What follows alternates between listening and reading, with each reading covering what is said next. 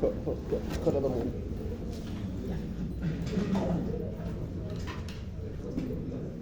tardes, muchachos. Buenas Me tardes. parece que están todos los que son de mi grupo y del otro grupo que Rusel. Bien, nos va a tocar un poquito tocar el tema porque algunos de los copiados tienen y otros no. O sea que fíjense bien si su copiado tiene la parte de tricocefalosis o triquilisticura y enterovermicularis, porque muchos de los copiados no están llegando con eso, ¿de acuerdo? Sobre todo los que recién están emitiendo en la librería o en el lugar donde siempre fotocopian, en fotocopia de la subsidiaria. Pero bueno, la idea es de que vamos a hacer los dos temas, o sea que vamos a correr un poquito para tener tiempo para las preguntas, ¿sí? Vamos bien. Vamos a comenzar por triquilisticura. La tricocefalosis, que es la enfermedad producida por el agente etiológico triquilisticura. Estas hay de diferentes especies, esta es la humana, porque hay para perros, hay para cerdos, ¿de acuerdo?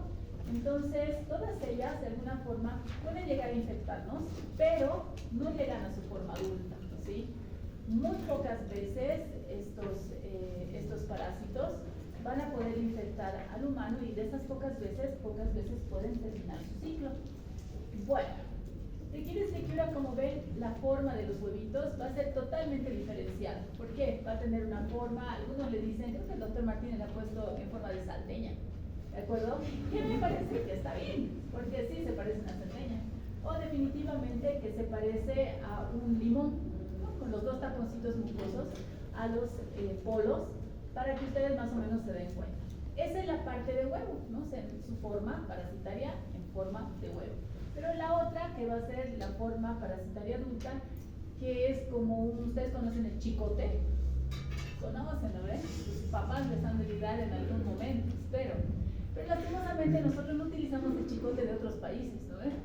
Nosotros digamos que ¿qué chicote? El quisacharani, ¿no ven? Entonces, no tiene la forma de quisacharani, o sea que tiene la forma de látigo, o sea, esa para los animalitos, ¿no?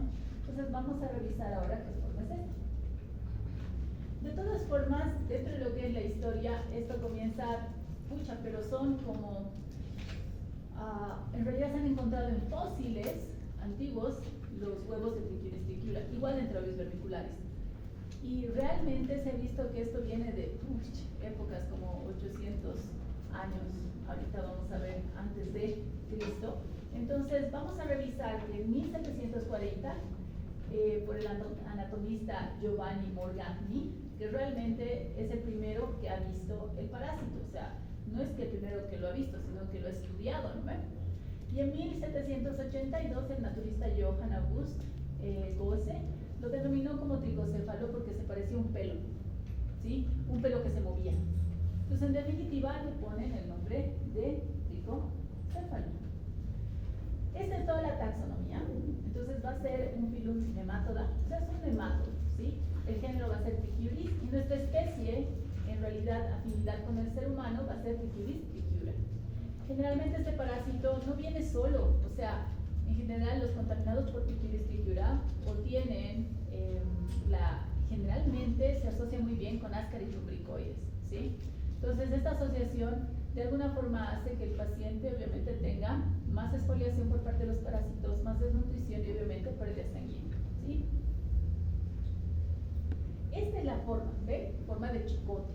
Ahora de esas dos, como los otros parásitos también los hemos visto, el macho va a tener su colita enrulada o encorvada. Le llamamos pigtail o cola de chancho, ¿no ve? Pigtail en inglés, cola de chancho. Entonces, estos van a ser los machos y las hembritas que siempre son rectas, ¿no? Muy correctas, van a ser rectitas y van a tener todo lo que va a ser el resto en forma de pelo, porque vamos a tener un tercio que va a ser delgado, filiforme, equipado con estilet. Este estilet generalmente es para que se pueda agarrar a la mucosa del intestino, donde se va a localizar, que generalmente su hábitat va a ser el ciego, el intestino grueso. Entonces se va a afinar en ese lugar y vamos a llegar a succionar incluso en ese mismo lugar, o va a tener los estilets como para poder erosionar la mucosa. Bien, en la parte posterior, que son 2/3, es gruesa, alberga órganos reproductivos, digestivos, tanto masculinos o femeninos. La diferencia sexual más o menos las hembras, como siempre, son más grandes, ¿no? En los parásitos, digo, en los parásitos. Los parásitos va a ser más grande, va a tener 4 centímetros a 5 centímetros y los machos de 3 a 4 centímetros. Y como les he dicho, va a tener como un pigtail. Muy bien, tiene un estilete que le va a permitir alimentarse de sangre, porque estos parásitos se alimentan de sangre, ¿de acuerdo? Y tienen esticocitos que van a ser células secretoras que van a facilitar de alguna forma con algunas enzimas para el ingreso, ¿no? Para que ingresen a nivel del tejido. Su longevidad, nosotros habíamos visto en Ancylostoma duodenale que algunos vivían hasta 3 años, otros hasta 10 años. Este vive hasta los 8 años. ¿Eso qué permite? Si es que este parásito vive 8 años en el organismo del ser humano, ¿qué pasa? Pues se puede reproducir, puede tener huevitos, puede volver a reproducir, más huevitos. Entonces nuestra carga parasitaria en general va a elevarse, pero no solamente eso, sino que van a ser totalmente infectantes, ¿no? Bien. Se hace perpetua. En realidad nosotros tenemos todas las características del parásito que van a ayudar al parásito a subsistir y todas las características del hospedador que permiten que se subsista, ¿de acuerdo? Entonces, ¿qué tenemos?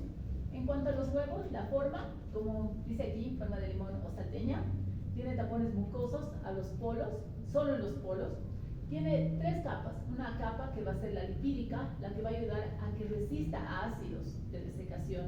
Acuérdense que el intestino también tiene la parte de acidificación y tienen un equilibrio. Entonces, en realidad, esta externa capa, lo que va a hacer va a ayudar para que resbale y que ayude a mantener la lubricación del parásito. En realidad, el huevo.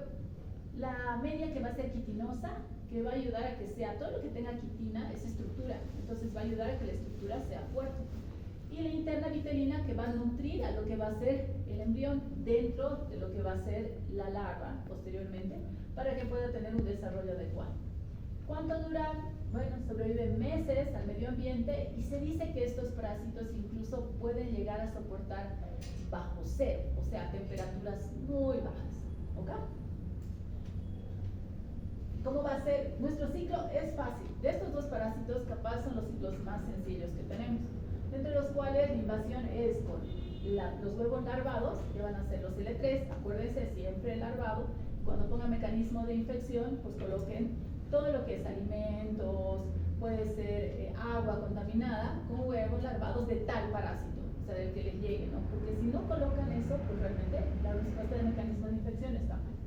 La eclosión en realidad se realiza a nivel de lo que va a ser el estómago o el intestino, donde vamos a partir de los jugos gástricos, jugos intestinales, enzimas pancreáticas, pues la larva se va a liberar, al igual que los otros parásitos que hemos visto, los larvados. La migración de la larva madura en el ciego y el colon. ¿Por qué? Porque esta se va a dirigir a través de lo que es el intestino delgado, duodeno, yeyuno, ilion, pasa a la válvula ileocecal y se queda en el ciego. Su lugar favorito es el apéndice.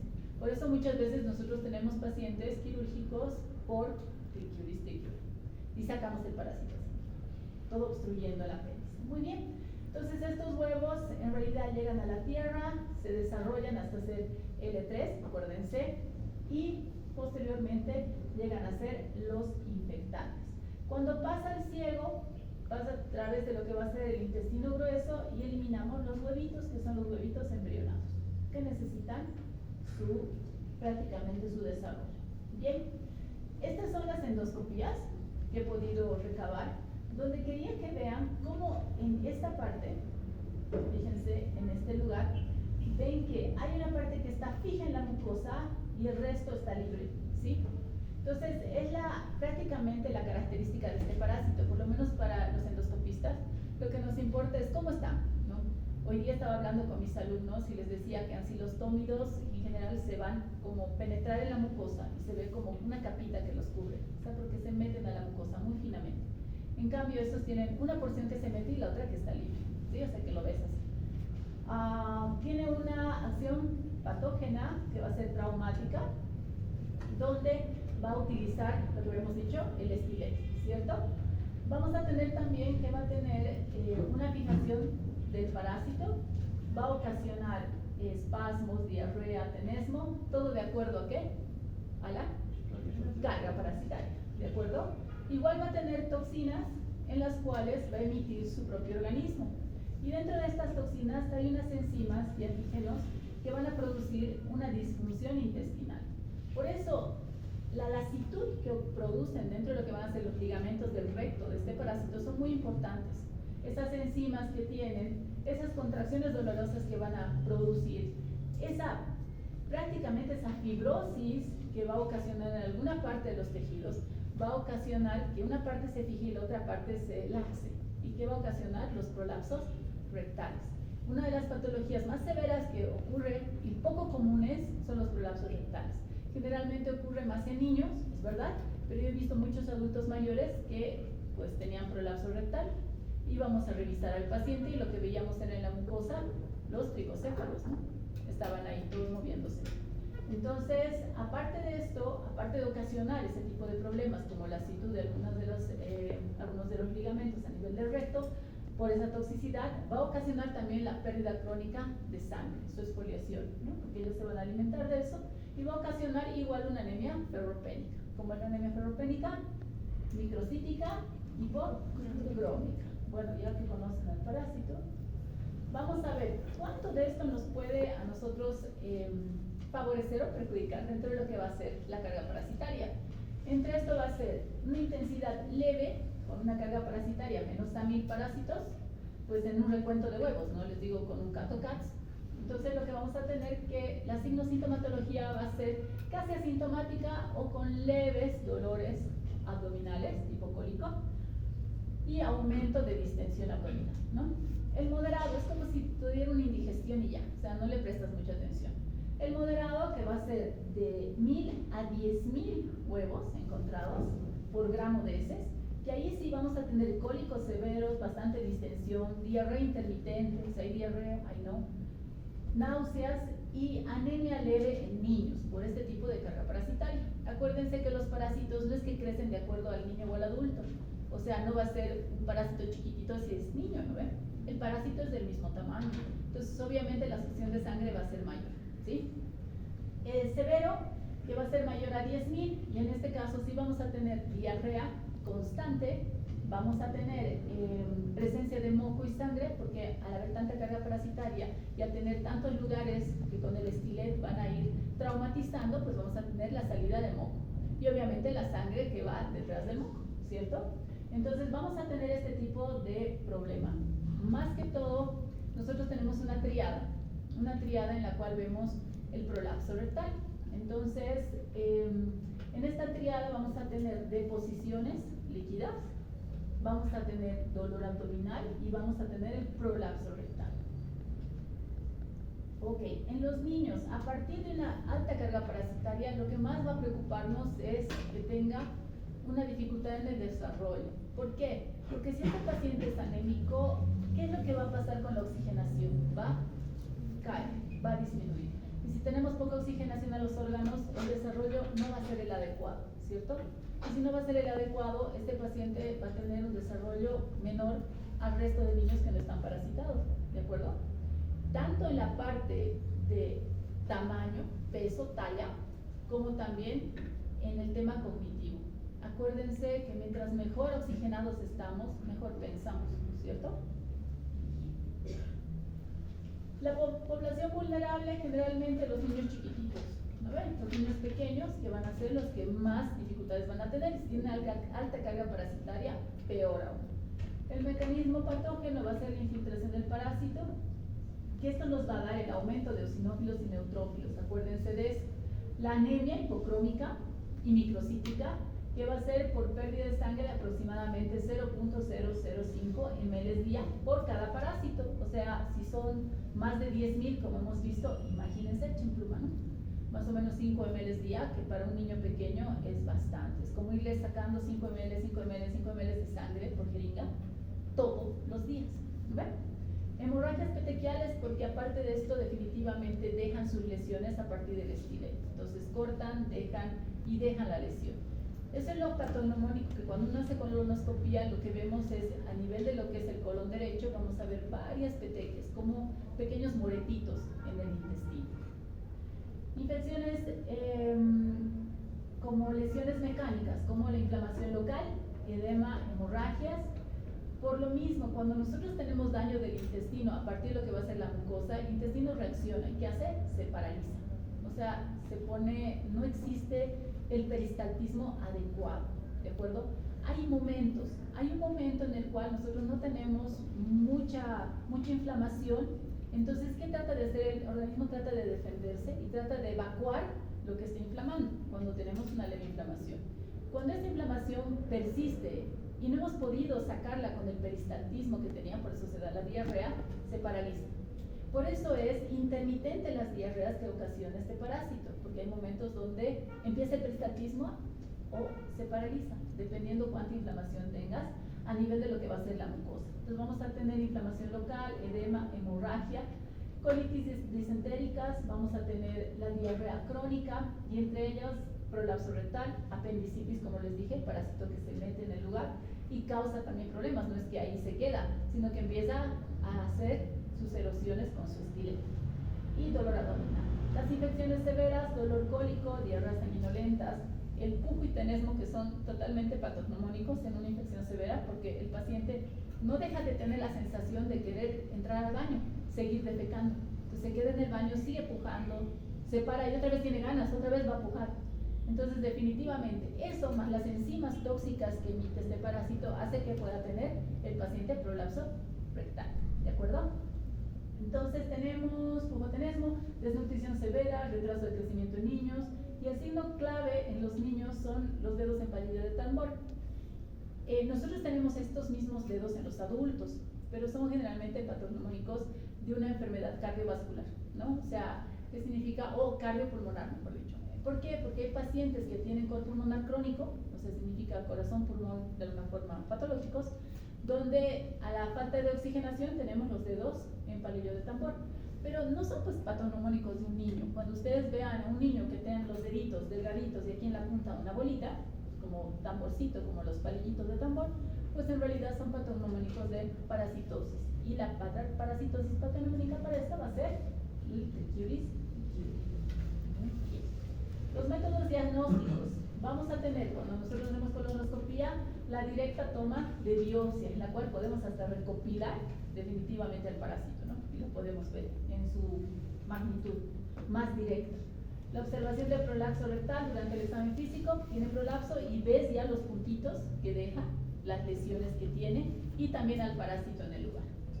La identificación microscópica se la realiza por medio de coproparasitológicos, donde vamos a ver las características de los huevitos que van a ser en forma de limón o con los taponcitos en los polos, o también en forma de un barril, se dice.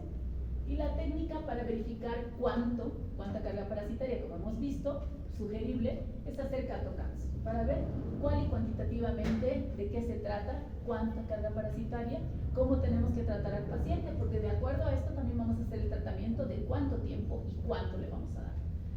La asociación de la gravedad, hemos dicho, menos de 1000, asintomático, mayor a 10.000, hasta probable prolapso rectal, pero en general disentería, que significa diarreas con moco y sangre, que eso es lo más común. Lo menos común es el prolapso rectal, chicos, porque es pregunta de examen también así. Importante la correlación clínica de acuerdo a lo que va a ser la desnutrición y la anemia, porque les he dicho que estos parásitos no vienen solos, muchas veces vienen acompañados de ascaris lumbricoides, de acilostomidios, y etc. Entre todo esto el tratamiento, lo he tratado de desglosar un poquito más, pero ya se los dejo, ¿de acuerdo? Para que ustedes revisen bien las dosificaciones que les va a servir. En estas dosificaciones vamos a tener el mebendazol, que va a ser uno de los más elegidos, con dosis de 2 veces al día, 3 días, o sea, cada 12 horas. Y el mebendazol, que le vamos a dar, que es el de 500 miligramos, que es una sola dosis, que ese generalmente utilizamos para un tratamiento de desparasitación masiva, que siempre los calibro a mis alumnos. El albendazol, 400 miligramos, para adultos, una vez al día por 3 días. O para niños, 200 miligramos vía oral, igual, una vez al día por 3 días. La ivermectina, que también nos sirve mucho, 200 microgramos, kilogramo peso vía oral, una vez al día por 3 días. Y el tiabendazol, me gusta mucho el Troxil, que según protocolo local vamos a ver cuánto le podemos dar. Generalmente hay resistencia a algunos de los albendazoles, entonces lo que hacemos es darle tiabendazol. Muy bien. ¿Qué vamos a hacer en cuanto al control? Bueno, en realidad en prevención, ¿no? ¿Qué vamos a hacer? En prevención vamos a hacer higiene y saneamiento. Higiene en cuanto a profilaxis, que lavado de manos después de defecar y antes de comer, consumo de agua hervida o filtrada, el saneamiento, que es el control, eliminación adecuada de excretas, prohibición de uso de heces como fertilizantes, tampoco hacer el riego con aguas hervidas o el buen tratamiento de aguas. Lo importante también tener el agua segura, que es el WASH. ¿Cuál es la epidemiología global? 1.05 millones de infectados que van a ir en todos los países pobres, ¿no? O sea, África y Latinoamérica, así nos tienen, ¿no? Cartel rojo, estamos mal. Factores de riesgo, pobreza, falta de acceso al saneamiento y sobre todo el tipo de clima. O sea, Tiquira, aquí hemos visto, si bien no es muy común, pero sí nos trae muchos pacientes de lo que van a ser los lugares subtropicales que tenemos, ¿sí? Impacto en la población, los más vulnerables, los niños, ¿no? ¿Por qué? Porque ellos están en crecimiento y desarrollo, entonces todo eso va a ir en contra, porque vamos a tener dificultades en esto, ¿no? Las comunidades rurales, el ciclo de pobreza, y bueno, prácticamente sabemos. Hasta ahí, preguntas. Con Tiquira, vamos a comenzar ahora con, y justo a ti, vamos a comenzar con enterobios vermiculares. Dígame, preguntas que tengo. ¿Nada? Ok, bueno, entonces vamos a comenzar por algo que sí tenemos comúnmente nosotros en nuestro clima frío como es La Paz. ¿Por qué? Porque en general estos bichejos, si realmente, o sea, quieren tener calor, pues también lo tienen, porque nosotros cuanto más abrigados estamos, pues obviamente podemos hacer un lugar muy cómodo para este parásito, ¿de acuerdo? Enterobius vermicularis o oxidiasis, que va a ser el otro nombre que le vamos a dar. Ahora viene, este es el trabajo que ha hecho el doctor Martínez con la doctora Durán y el doctor Peter Manali. No sé si han bajado en algún momento a ver, pero es un trabajo de momias, ¿sí? Donde han encontrado, a partir de las momias, han encontrado algunos coprolitos de las momias, ¿no? Y en estos coprolitos lo que han encontrado son huevos de Enterobius vermicularis. Entonces se dice que más de 7.837, bueno, en el año 7.837 a.C., pues ya existían estos coprolitos, que son esas momias de ese tiempo, que los nombres comunes son el piul y el pinworm. Entonces, ¿qué significa esto? Que ya desde esas épocas, pues nosotros teníamos Enterobius vermicularis. Y es muy interesante para ver el tipo de genética que tienen. Están haciendo el trabajo de la genética de estos parásitos, ¿no? Para ver qué tanto han cambiado. Parece que son más antiguos que nosotros, o sea que no se sientan importantes, chicos. Bien. La taxonomía, vamos a ver que es un nemátodo también. Es del género Enterobius y la especie que es para los humanos va a ser Enterobius vermicularis. Vamos a tener la diferenciación también de las hembras y machos. ¿Cómo eran los machos? Eran curveados, ¿no? Y las hembras rectas. Bien. ¿Cuánto van a medir? En general la hembra es más grande, 1 centímetro, y el macho 0.5 centímetros, ¿sí? Entre los dos, tanto con el aparato reproductor masculino y femenino, lo que hacen es tener una copulación y posteriormente poder fecundar los huevos, ¿sí? Entonces las estructuras más importantes que vamos a encontrar van a ser los labios con las cefálicas para fijación a la mucosa intestinal, que es lo más importante para nosotros porque es por donde se fijan. Eso es en adultos, porque vamos a ver ahora en los huevos, donde si bien la forma es plana de un lado, convexa de otro, tiene una forma de D, y se van a acordar, D y es transparente, o sea, cuando la vean al microscopio, van a imaginarse, es una D y es como si tuvieran la micropunta alrededor de, porque es cristalino, ¿sí? Entonces, estos tienen aquí no dice, sí, pero tiene una enzima, ¿sí? En realidad, es una enzima que los recubre y que hace que se fijen, son pegajosos. Entonces, es muy fácil que se fijen a los tejidos, sobre todo a la piel de nosotros. Muy bien.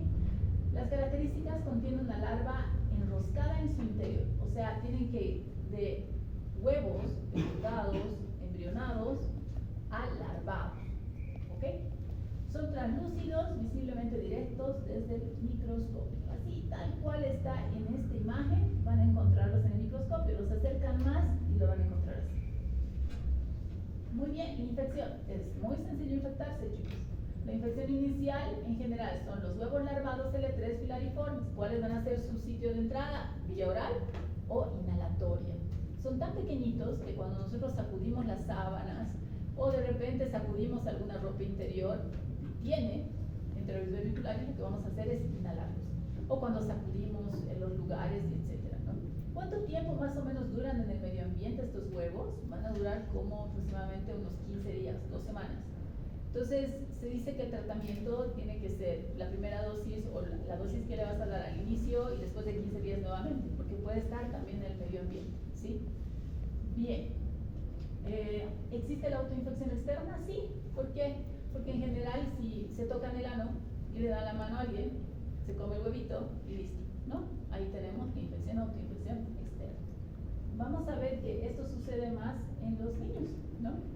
Muy bien, entonces comienza con el consumo de esos huevitos. Ya, a ustedes les da la mano su hermanito menor, ya después de haberse rascado el potito, porque hay algunos niños que se andan rascando el potito todo el tiempo, ¿no? Y todos dicen, ay, es que tiene gusanera. Y lo más probable es de que sí tenga gusanera. Entonces, les da la mano, les da la galleta. ¡Ay, hermanito, te invito a mi galleta! Listo, la galleta con enterobius vermicularis, ¿no? ¿Qué va a hacer? Va a ingresar por vía oral, va a eclosionar el huevo hacia el intestino delgado y la migración y maduración de las larvas, tanto L3, L4 y L5, van a ser en el intestino delgado. Van a estar en el intestino delgado, pero su lugar favorito, o sea, donde se van a ir a reproducir su hábitat, va a ser el ciego y el apéndice, ¿sí? Entonces ahí van a copular, van a tener huevitos y todo, y posteriormente, ay, no, nada, no tiene huevitos ahí, mentira. O sea, van del ciego, copulan, y la hembra, toda llena de huevos, así se dirige a lo que va a ser el recto y el ano. Llega al recto y el ano, esta hembra, toda llena de huevos, y lo que hace es explota. Y todos los huevitos salen alrededor. Entonces ahí es donde se pueden pegar los huevitos a lo que es el ano. Llegan al ano, se pegan en el anito, y es por eso que por estas enzimitas que tiene, entonces se van a pegar al lugar y van a ocasionar un escozor. Entonces ahí los chiquitos son, o las personas adultas mayores, van a rascarse. ¿Bien? Ahí está. Vamos a rebobinar esto. Por favor, chicos, no pongan eso en su escudería. Ya, muy bien. Reproducción y puesta de huevos. Entonces copula el macho y las hembras copulan en el ciego, los machos mueren después. ¿Capul? Y la migración nocturna de la hembra. Generalmente esta migración nocturna es cuando la hembra, toda gordita y grávida, viaja desde el ciego hasta el recto y la región perianal. ¿Por qué? Ese lugar es más cálido. O sea, es el lugar donde más calor se encuentra y donde sus huevos van a poder ir de embrionados a larvados, ¿sí? Deposita aproximadamente 10.000 huevos en los pliegues anales, recubiertos por las sustancias adherentes, que son polisacáridos, y se van a quedar en el lugar más o menos aproximadamente 4 o 6 horas hasta que maduren. Maduran y se vuelven huevitos larvados en el medio ambiente y todo, y ya son huevitos infectantes. Y estas van a contener la larva L3, ¿de acuerdo? Entonces se pueden transmitir fácilmente por autoinfección externa, ¿de acuerdo? Vámonos. ¿Qué tipo de ciclo tiene? Tiene un ciclo monoxémico. No es geolito, no es que necesite el medio ambiente para poder desarrollarse, no. Directamente, el momento que están en el ano recto, después de su desarrollo, ahí en el anito, con el calor humano, pues ya se vuelven infectantes, ¿sí? No tiene ciclo de luz, o sea que por eso es más fácil para ustedes, chicos, sin autoinfección interna, pero sí tiene autoinfección externa. ¿Hasta ahí? ¿Vamos bien? Bueno, miren, es así, autoinfección externa, rascado perianal, huevos en la mano, boca, ¿lo ven? Heteroinfección, contaminación, te da la galletita a tu hermanito, ya estás, heteroinfección, ¿no ven? E inhalación, la mamá dice, ay no, hay enterobius vermicularis, hay que sacudir todo, listo, la mamá más infectada, ¿no ven? Bien. Patogenia, vamos a tener una acción patógena mecánica y una acción patógena tóxica.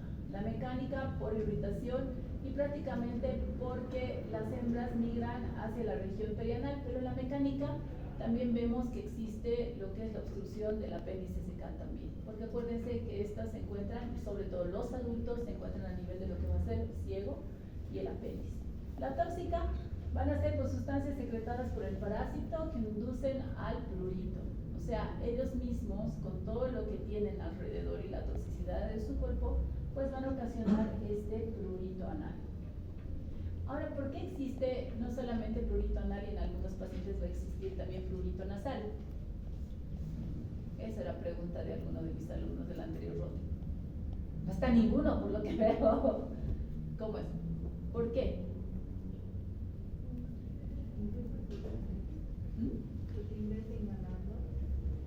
No. En realidad, porque las acciones tóxicas que tiene este paciente van a generar también inmunoalergénicas. Entonces, cuando los niños tienen algún problema de rinitis alérgica, por ejemplo, les va a afectar bastante. Entonces, esta acción patógena inmunoalergénica va a hacer que se tengan que rascar la nariz también.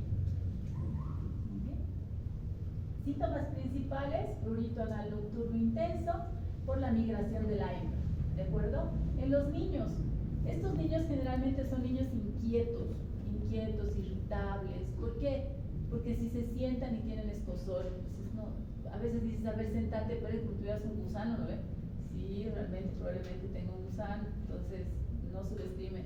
Entonces, ¿qué sucede? Estos niños están irritables, o sea, no quieren, o sea, se sienten tan inquietos porque se sienten incómodos. Imagínense que a ustedes les escuece todo el tiempo el potito, imagínense cómo van a estar, ¿no? Entonces los niños no pueden estudiar bien, no pueden analizar, no pueden sentarse a comer bien. En la noche se empiezan a rascar. Existe lo que es el bruxismo. ¿Por qué hay bruxismo? ¿Se han preguntado? ¿Por qué hay bruxismo? ¿Qué es el bruxismo? Dani, tú sabes, yo sé que sabes. ¿Qué es el bruxismo? Cuando rechinan los dientes. No sé si a alguno les ha pasado. Están en la noche y les dicen, han chillado, rechinado los dientes. Dicen así, mientras duermen. ¿No? ¿Nada? ¿Nadie? Bueno, en realidad, en este caso tiene que ver más con las hormonas, ¿de acuerdo? Cuando un niño está muy inquieto, cuando está nervioso, irritable, ¿qué tipo de hormona es la que sube? ¿Cortisol? No. ¿Qué? ¿Qué tipo de hormona va a subir?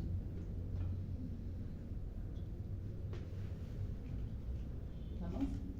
¿Nadie?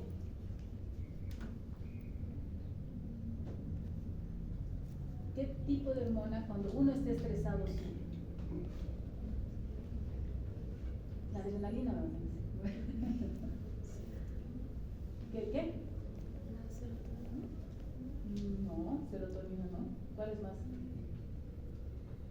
Es verdad, tiene que ver con el cortisol, pero ¿cuál más?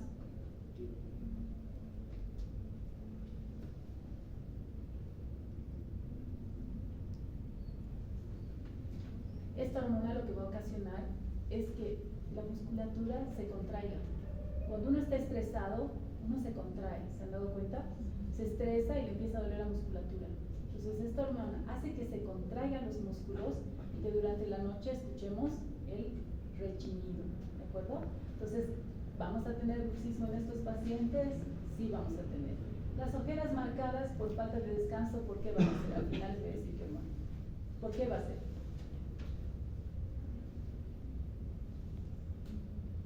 Las ojeras, tan fácil.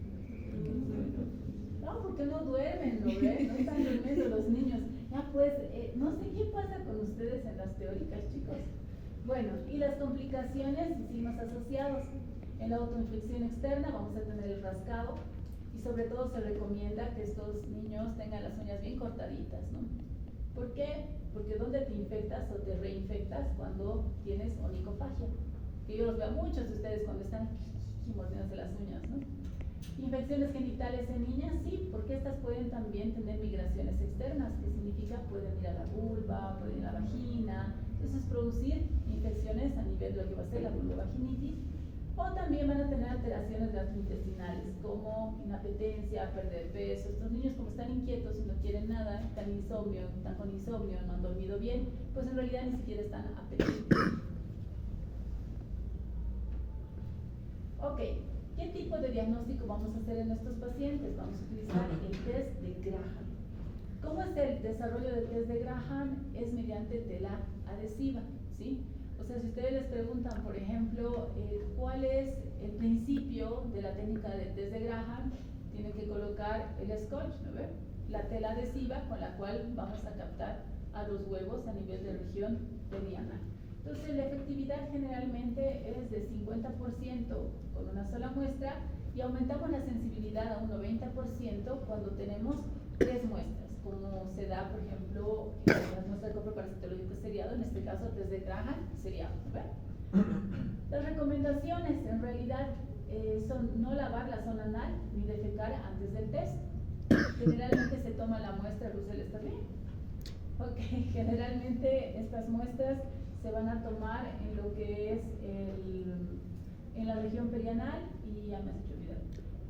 Y siempre que nosotros vamos a tomar la muestra, como son niños y son niños pequeños, aunque sean niños grandes, pues la verdad es tener a alguien en compañía de ustedes, en realidad la madre, ¿no? Porque como es una región íntima, es importante saber la parte legal. Si por ejemplo el que va a realizar el test va solo y empieza a hacer la recolección de los huevitos, creo que lo va a hacer. Tranquilo. Perdón. No, tranquilo, sigue.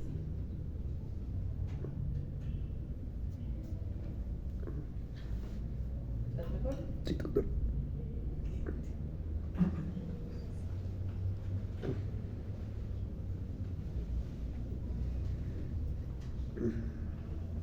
Ya. Entonces, no lavar la región generalmente se toma en horas de la mañana, ¿ok? Porque en realidad en ese momento es en donde vamos a encontrar todos los huevitos, ¿no ven? Tomamos en horas de la mañana, vamos a recolectar con esta cinta adhesiva, que siempre tiene que estar identificada además. Vamos a recolectarlas y la vamos a poner al microscopio y vamos a poder ver los huevitos que acabamos de ver, ¿no ven? Esos cristalinos. Siempre tienen que estar con una persona al lado y en general mejor si es familiar o tutor del paciente, porque puede haber malinterpretaciones en todo caso en la parte legal, o sea que si van a tomar la muestra, por favor con alguien. Segundo, si fuera una persona adulta, ¿cómo ustedes harían la recolección de esta muestra?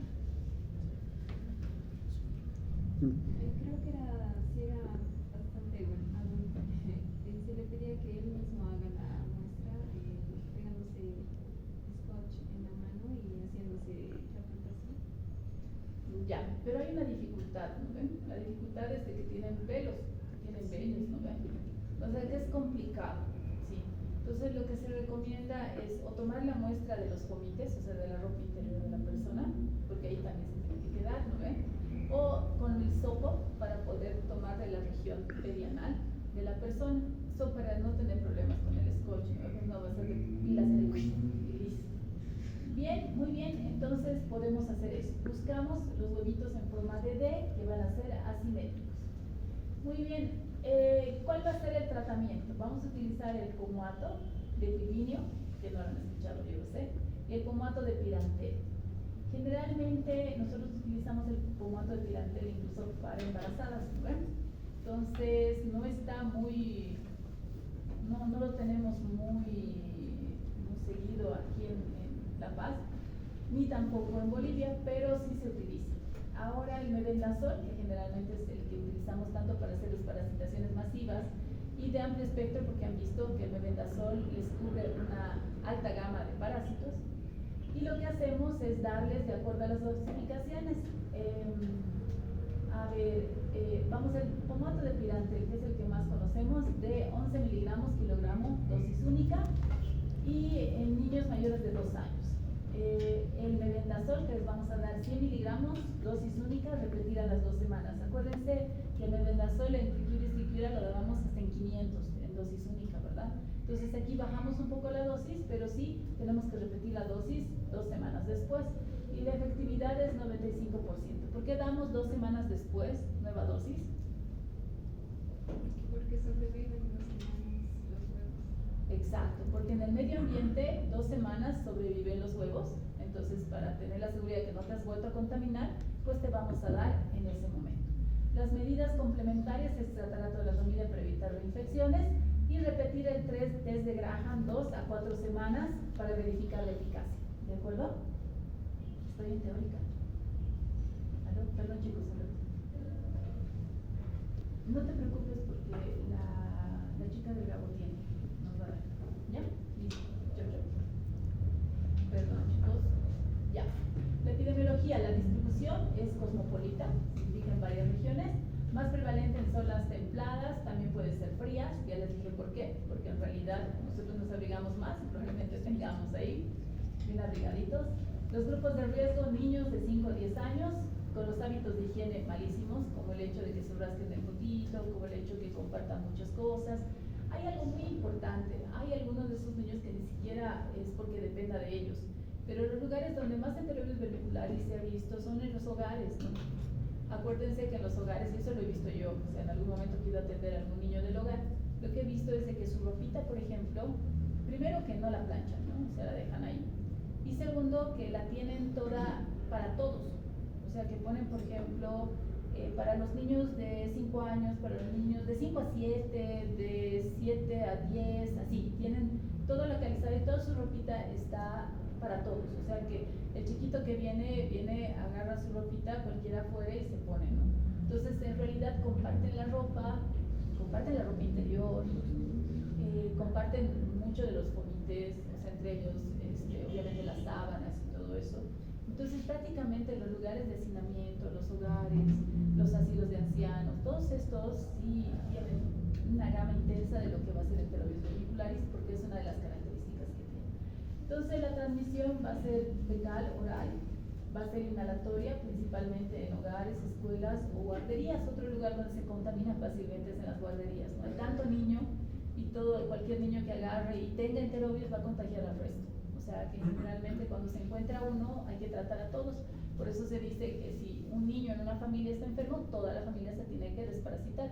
Pero este niño no solamente está con la familia, también está en el colegio, en la guardería o en la escuela.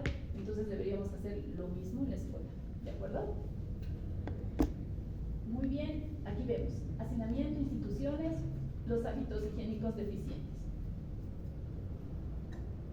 La profilaxis, vamos a ver que vamos a tener que tener una higiene personal, como lavarse las manos después de usar el baño, antes de comer y despertar, cortarse las uñas cortitas, algo que muchos de ustedes no he visto, que ya tienen que empezar a tener el hábito, porque para ser médicos y todo se nos mete debajo de las uñas, chicos. Entonces, ¿qué tenemos que hacer? Tenemos que cortarnos las uñitas, ¿no? No podemos tener las chicas uñas largas. Yo he visto chicos con uñas largas, asumen que es porque tienen que tocar guitarra, pero ni eso no ven. O sea que en realidad tienen que cortarse las uñas y recomendar que los niños siempre tienen que estar con las uñitas cortadas. Evitar el comerse las uñas y obviamente el rascado anal. El manejo de ropa, no sacudir las sábanas o ropa de la cama. Los huevos pueden estar ahí, parecen como aerosoles, ¿no? O sea que pueden ir a cualquier lugar y te pueden contaminar. Lavar siempre con agua caliente, que significa mayor a 60 grados. No sé si alguno de ustedes lava mayor a 60 grados, ¿no? Pero habría que lavarlas así, es más o menos como hervirlas, ¿no? A 60 grados, sábanas, pijamas y toallas. Pero en realidad también sirve mucho el planchado. O sea, porque sí vamos a tener mayor temperatura en el planchado, entonces al planchar también estos parásitos mueren. Exponer al sol, luz UV, inactiva los huevos, los deja sin su capita. Acuérdense que tiene una capita que es lipídica, que ayuda a que no se deseque. O sea que si ellos quedan al sol, perfecto, ¿no? Vamos a poder erradicarlos. Luego podemos dejar al sol los juguetes, porque acuérdense que no todos los juguetes los vamos a poder meter al lavador o lavarlos a 60 grados. Imagínense al peluche favorito de su hermanito, meterlo, complicado. Usar pijamas ajustadas para reducir contacto mano en la zona anal, o sea que los chiquitos tengan como las calcitas para no tener que meterse y ya que se rasquen de forma externa, digamos, pero ya que no metan su manito al ano. El tratamiento tiene que ser para todos los miembros del hogar. Yo diría ahí también, si es que están en escuelas o algo, a todos sus compañeritos, además de incluso el profesor. Y educar a los niños sobre las higienes con respecto a manos, no compartir objetos personales y vigilar los brotes en escuelas o guarderías. Entonces esas serían las recomendaciones familiares que yo espero que ustedes hagan a las familias cuando estén en esto. Bien, bueno, espero que les haya gustado. Lo he hecho con mucho cariño para ustedes. Bueno, preguntas que tengan hasta aquí. Y el doctor, yo no pensé que era cierto, pero el doctor Martínez me ha dicho, no preguntan, este año no preguntan. Yo no pensé que era verdad. ¿Cómo es nada? ¿Por qué la migración es durante la noche? ¿Perdón? ¿Por qué la migración es durante la noche? Porque en realidad es el lugar donde más calor. Acuérdense que nosotros en la noche nos tapamos bien. Entonces al taparnos bien, lo que va a haber es mayor temperatura en el lugar. Entonces justo se van al lugar más